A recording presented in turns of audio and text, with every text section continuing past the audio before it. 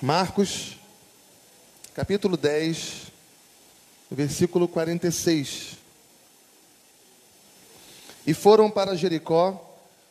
Quando ele saía de Jericó, juntamente com os discípulos e numerosa multidão, Bartimeu, cego, mendigo, filho de Timeu, estava sentado à beira do caminho.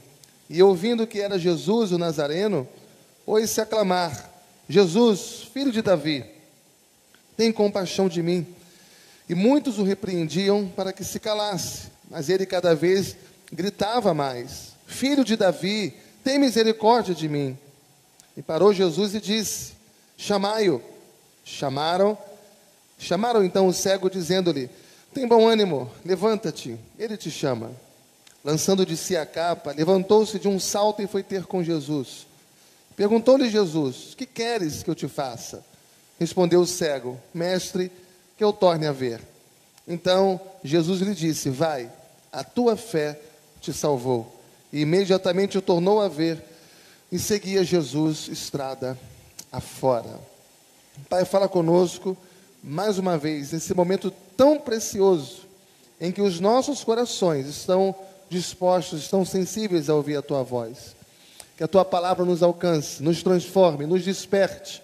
Que a tua palavra, ó Deus, ela venha produzir em nós o efeito exatamente para o qual ela nos está sendo enviada, Pai. E que o teu nome seja glorificado na nossa vida por meio da tua palavra. É o que te pedimos, em nome de Jesus. Amém e amém. Glória a Deus. Você que está aqui hoje, você que nos assiste através das redes, quais são os argumentos bíblicos, quais são os argumentos teológicos que eu poderia usar para persuadi-lo, para convencê-lo a render-se completamente a Jesus Cristo como Senhor e Salvador da sua vida? Deus escolheu a mim, Deus escolheu você, e essa escolha Deus fez desde antes da fundação do mundo. Fomos eleitos de uma forma incondicional. Ainda na plenitude dos tempos, a Bíblia diz que Jesus Cristo veio e Ele morreu na cruz. E a morte de Jesus na cruz não foi para possibilitar a nossa salvação. A morte de Jesus na cruz foi para garantir a salvação de todos nós. Ele veio não para possibilitar a nossa salvação, mas Ele veio para nos reconciliar com Deus. E a Bíblia diz que Ele nos comprou com o seu sangue e Ele nos aproximou de Deus. O pecado nos separou, mas o sangue de Cristo nos reconciliou. E o Espírito Santo, a terceira pessoa da Trindade, ele usa a mensagem do Evangelho para iluminar a nossa mente. O Espírito Santo usa a mensagem do Evangelho para nos dar a compreensão da obra de Cristo, de maneira que o Espírito Santo me convence, através da palavra, que eu sou pecador, que eu sou completamente necessitado de Jesus para perdoar os meus pecados e me salvar. Então, eu sou convencido de que no sangue de Jesus Cristo, na justiça que há no sangue de Jesus, eu tenho perdão dos meus pecados. Eu sou convencido de que há um juízo final e nós deveremos acertar as nossas contas com Deus. E Jesus Cristo então veio para nos redimir. Jesus Cristo então veio para nos salvar. Jesus Cristo veio para que o pobre fosse feito espiritualmente rico. Nós, como pobre, Ele nos tornasse espiritualmente rico. Jesus Cristo, Ele se esvaziou da sua própria glória, para que nós pudéssemos ser cheios, para que nós pudéssemos ser completamente plenos de Deus. Jesus Cristo é o pão que sacia a nossa fome, que alimenta a nossa vida. Jesus Cristo, Ele é a água que mata a nossa sede espiritual. E sem Jesus Cristo não há vida eterna, mas na presença de Jesus Cristo há vida eterna. E sem Jesus Cristo nós estamos completamente perdidos. Jesus é a luz para aquele que está em trevas. Jesus é a ressurreição e a vida para aqueles que estão espiritualmente mortos. Quais são as palavras? Quais são os argumentos que você poderia ouvir à luz da palavra de Deus, que convenceria você que persuadiria você, que faria com que você se rendesse a Jesus Cristo no dia de hoje e dissesse: Jesus, eu quero o Senhor como o Salvador da minha vida. Eu quero que o Senhor, Deus, seja o meu Deus, seja o meu Senhor. Eu quero me render completamente a Ti. E esse texto, ele vai nos ensinar que Jesus Cristo é a nossa única esperança. Nós não vamos atrás de Cristo, mas é Cristo que desce da sua glória e Ele vem ao nosso encontro. A Bíblia diz que o Filho do Homem, Ele veio para buscar e salvar aquele que se havia perdido. E é nesse contexto que Jesus está aqui na sua última semana de ministério, subindo para Jerusalém, e Ele passa exatamente na cidade de Jericó. E ali, em Jericó, na sua agenda de salvação, Ele tem a família de Zaqueu, e Ele tem aqui o cego Bartimeu. Jesus está caminhando, Jesus está no seu ministério, Jesus está cumprindo a sua agenda. Ele estava indo para a cruz, e Ele foi para a cruz para morrer por mim, Ele foi para a cruz para morrer por você, para garantir de forma definitiva a nossa salvação e a nossa redenção, porque a Bíblia diz que Ele é o bom pastor, e o bom pastor dá a vida pelas suas ovelhas. Ele conhece as suas ovelhas. Jesus, quando subiu para a cruz, Ele sabia por quem que Ele estava morrendo na cruz. Ele estava morrendo por mim, Ele estava morrendo por você, para que através do sacrifício de Jesus na cruz, nós fôssemos definitivamente sarados, nós fôssemos, na linguagem de Isaías capítulo 53, completamente curados. E esse texto nos ensina que Jesus é a única esperança para aqueles que estão sem esperança. E se você estudar com detalhes a vida de Bartimeu, existe aqui algumas características na vida desse homem que vão revelar que esse homem, ele não tinha esperança. Número 1, o primeiro ponto que a gente tem aqui é que esse homem se tornara cego, completamente cego. Não diz que ele nasceu cego, como aquele homem lá de João, no capítulo 9. Mas esse aqui, um dia, enxergou, nasceu vendo, mas em algum momento da sua vida, ele se tornou cego. E a cegueira, do ponto de vista da medicina daquela época, era uma doença incurável. E além de ser uma doença incurável, havia toda uma interpretação teológica sobre o sofrimento humano. João, no capítulo 9, versículo 2, os discípulos, ao verem um cego de nascença, eles perguntaram: quem pecou para que ele nascesse cego? Quem pecou? Foi ele mesmo ou foi os seus pais? Então, a cegueira era vista como uma maldição na vida de uma pessoa, resultado de um pecado. Se você pecou, você vai ser amaldiçoado. Em algumas pessoas, então, eram acometidas pela cegueira. Mas esse homem, ele, além de se tornar cego, diz que ele morava na cidade de Jericó. E nós conhecemos a história bíblica, que a primeira cidade a ser conquistada por Josué foi a cidade de Jericó. E a cidade de Jericó era uma cidade fortaleza, e aquela cidade foi destruída. Lembra que Josué, junto com seu exército, deu 7 voltas ao redor daquela cidade, tocou a trombeta 7 vezes, e aquela muralha foi destruída. E havia uma sentença de Deus em Josué capítulo 6, versículo 6, de que ninguém jamais poderia reconstruir aquela cidade. Se alguém reconstruísse aquela cidade, aquela pessoa seria maldita. Então, aquela cidade de Jericó foi uma cidade amaldiçoada por Deus. Então, além de haver uma compreensão de que a cegueira era uma maldição, aquele homem morando em Jericó, havia um estigma regional. Ele não somente se sentia amaldiçoado por estar cego, mas ele também se sentia amaldiçoado por morar numa cidade amaldiçoada por Deus. Além disso, para complicar mais ainda, ele era um morador de rua. Ele não tinha casa, ele não tinha um carro, ele não tinha sequer roupas. A única coisa que a Bíblia diz que ele tinha no versículo 50 era que ele tinha uma capa, e ele se cobria com essa capa. Mas de repente ele fica sabendo que Jesus iria passar pela cidade de Jericó. Depois de pousar na casa de Zaqueu, salvar a família de Zaqueu, diz o texto, que quando Jesus estava saindo de Jericó, e Jesus é de uma certa forma procurado por esse homem chamado Bartimeu, versículo 47, Marcos 10 e 47 diz, e ouvindo que era Jesus o Nazareno, pôs-se a clamar, Jesus, filho de Davi, tem compaixão de mim.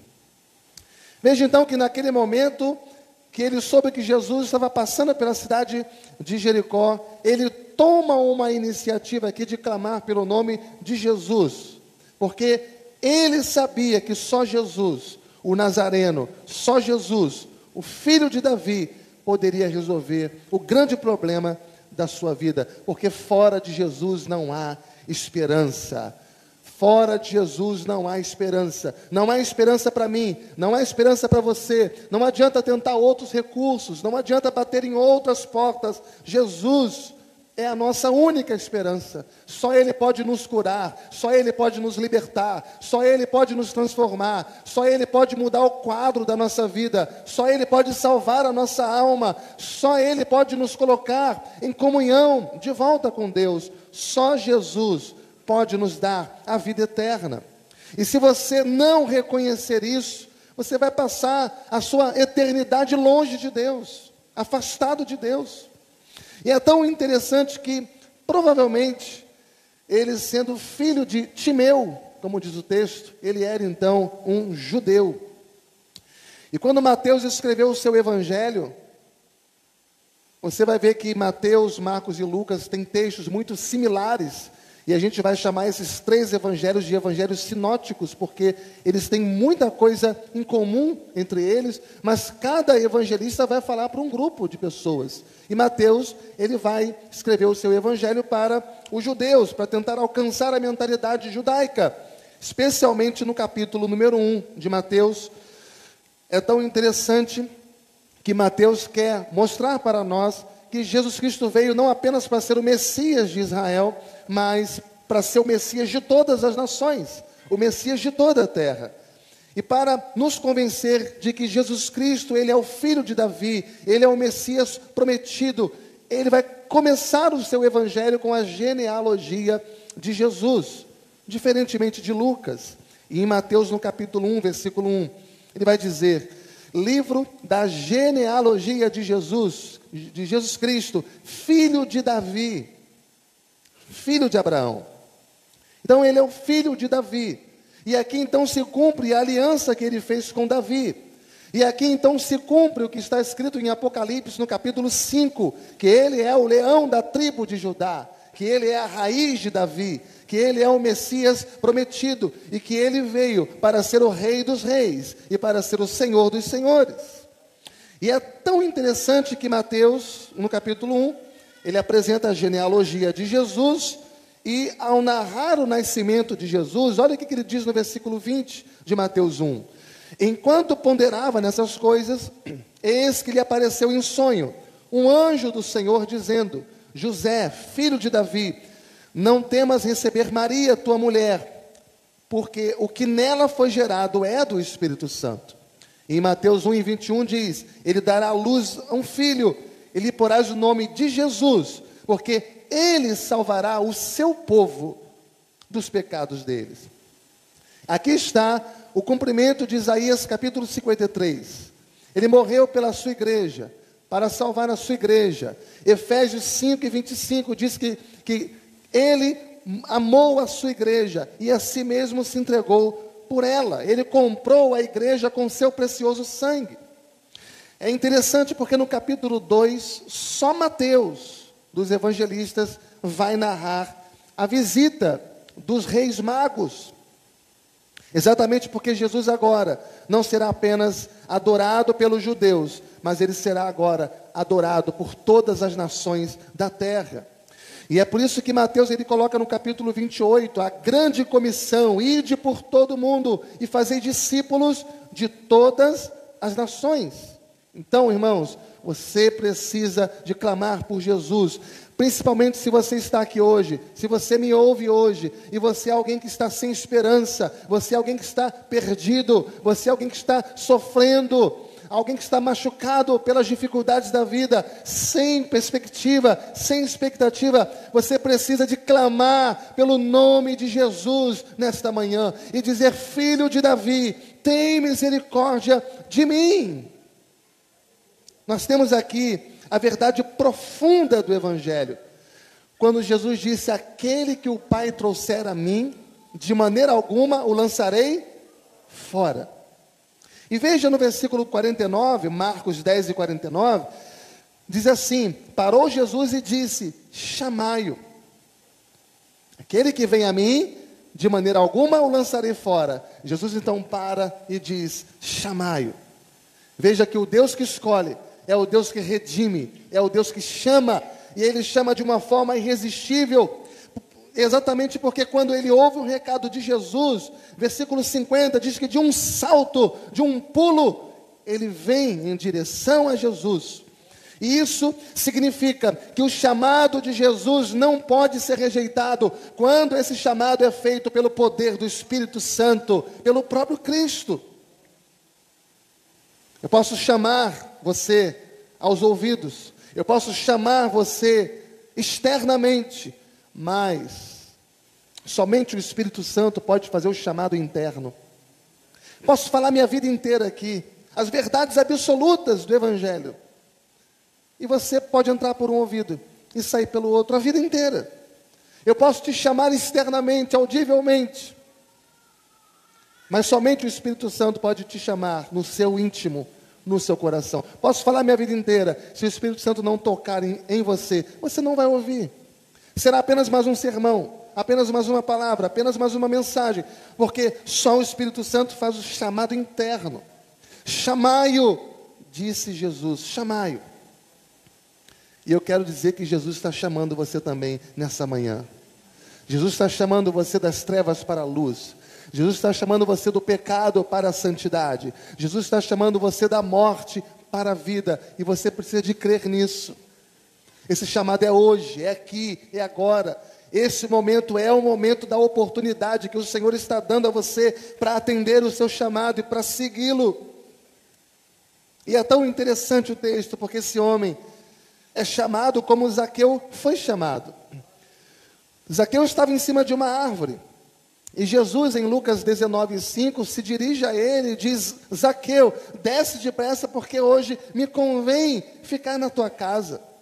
Irmãos, que coisa linda, que coisa maravilhosa do Evangelho, é que a salvação não é obra do homem, a salvação é obra de Deus. Salvação não é pelos nossos méritos, salvação é a graça de Deus, é Ele quem nos salva. Só em Jesus a salvação, só em Jesus a redenção. A salvação procede de Deus, Ele é o autor da salvação. E essa, irmãos, é a grande mensagem do Evangelho. Não sou eu que me salvo, não sou eu que me torno um cristão, não sou eu que me torno um discípulo, um seguidor de Cristo, é Ele quem me chama, é Ele que me chama. E imediatamente, diz o versículo 50, lançando-se de si a capa, levantou-se de um salto e foi ter com Jesus. Louvado seja Deus. O Espírito Santo está chamando você nesta manhã. Quem sabe você é aquela pessoa que tem ouvido tantas mensagens, tem ouvido tantos sermões, tantas pregações. Você gosta de assistir vídeos no YouTube, ouve uma mensagem aqui, ouve outra ali, está trabalhando ou dirigindo, ou então administrando a sua casa, o seu lar, está ouvindo uma mensagem bacana que tem abençoado a sua vida, tem despertado você de diversas formas. Mas o Evangelho é pregado, irmãos, não para ser admirado. O Evangelho é pregado para produzir transformação na nossa vida. Não adianta ouvir uma mensagem bonita aqui e outra ali, se aquela mensagem não transformar o nosso coração, se esta mensagem não transformar a nossa vida. porque nele se revela a justiça de Deus. Nesse evangelho se revela a justiça na vida de todo aquele que nele crê. O evangelho é poder de Deus, é escândalo para o mundo, mas é poder de Deus para todo aquele que nele crê. É o poder que transforma, é o poder que liberta, é o poder que muda as circunstâncias, é o poder que traz libertação na nossa vida através da obra de Jesus Cristo. E é maravilhoso porque Jesus faz essa pergunta para mim e para você no dia de hoje. Versículo 51, perguntou-lhe Jesus: que queres que eu te faça? A pergunta que eu faço é: será que Jesus não sabia o que esse homem estava precisando? Ele pergunta: o que queres que eu te faça? Será que Jesus não sabia? Será que Jesus não conhecia a vida desse homem? Você acha que Jesus, ele não conhece a sua vida? Você acha que Jesus não sabe daquilo que você precisa? Logo você, que existe porque foi criado pelas próprias mãos de Deus, você foi escolhido por Deus, você é um eleito por Deus, você foi pensado antes das coisas existirem nesse mundo, você é um projeto de Deus. Deus sabe tudo sobre a minha vida, Deus sabe tudo sobre a sua vida. Você foi criado pelas mãos de Deus e você foi criado para a glória de Deus.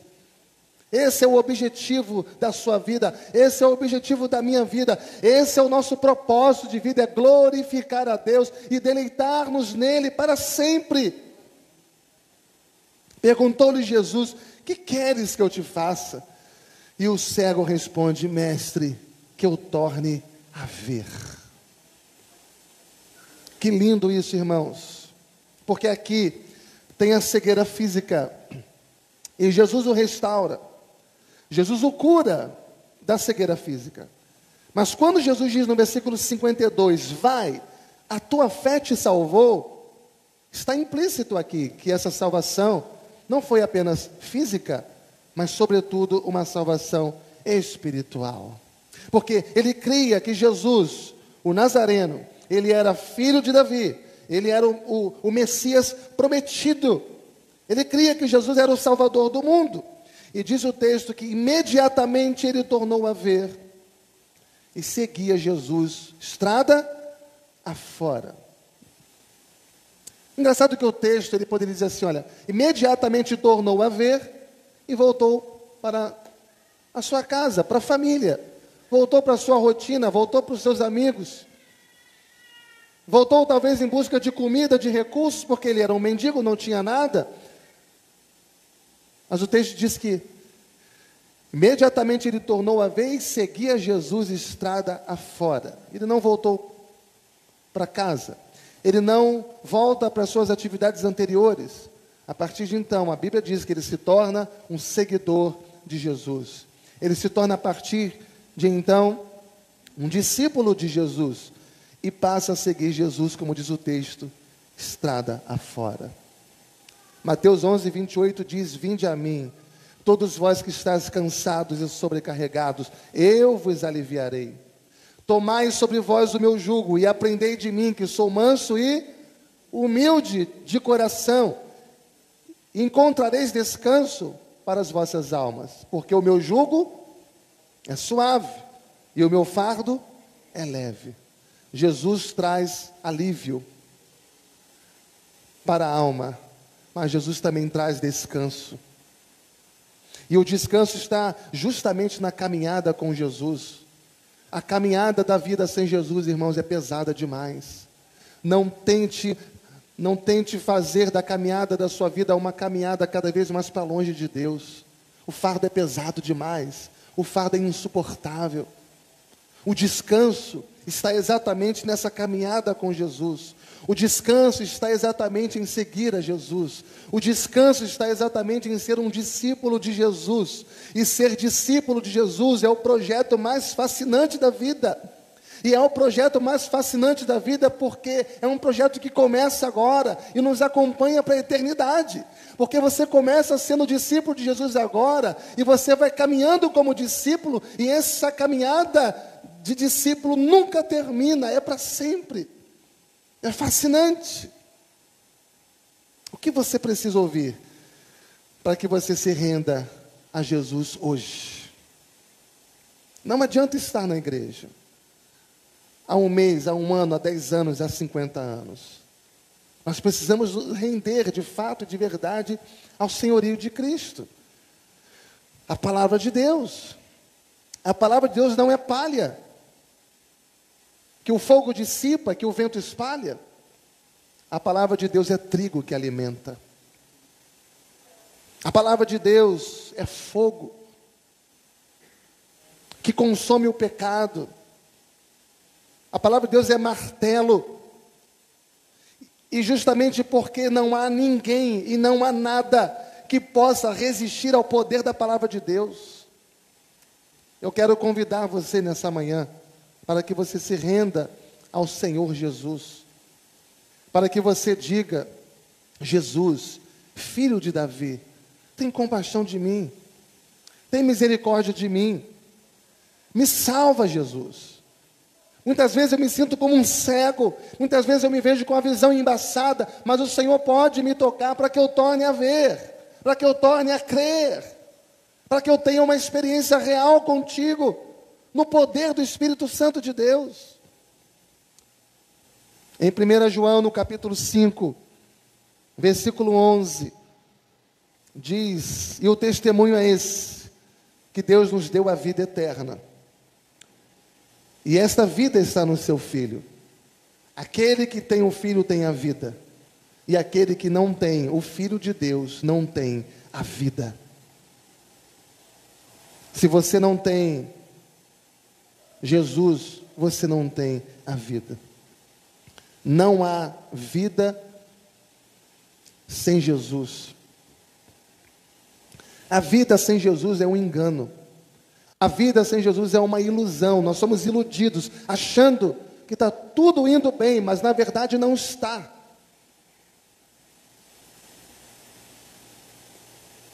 A vida sem Jesus é complicada demais. Você não tem visão sem Jesus. Você não tem satisfação na sua alma sem Jesus.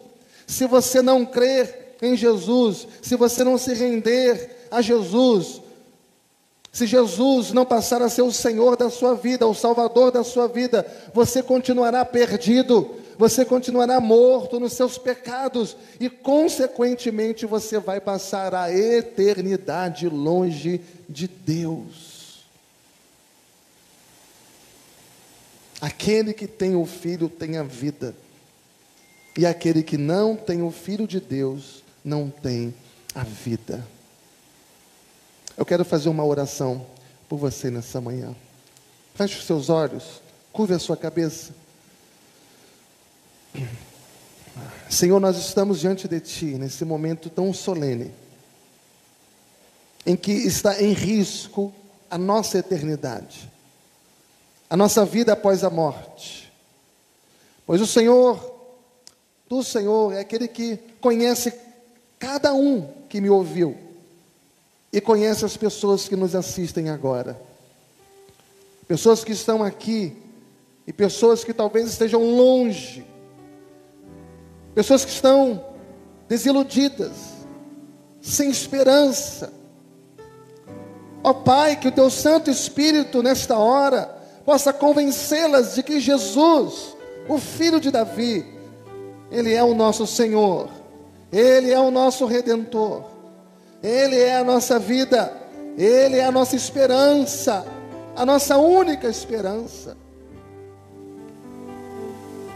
E que toda a desesperança, Senhor, e que toda a falta de perspectiva seja tirada da nossa vida hoje, para que possamos ter um encontro pessoal com Jesus Cristo, e que Jesus Cristo venha matar a nossa fome, e que Jesus Cristo venha saciar a nossa sede, e que Jesus Cristo venha trazer satisfação neste relacionamento contigo.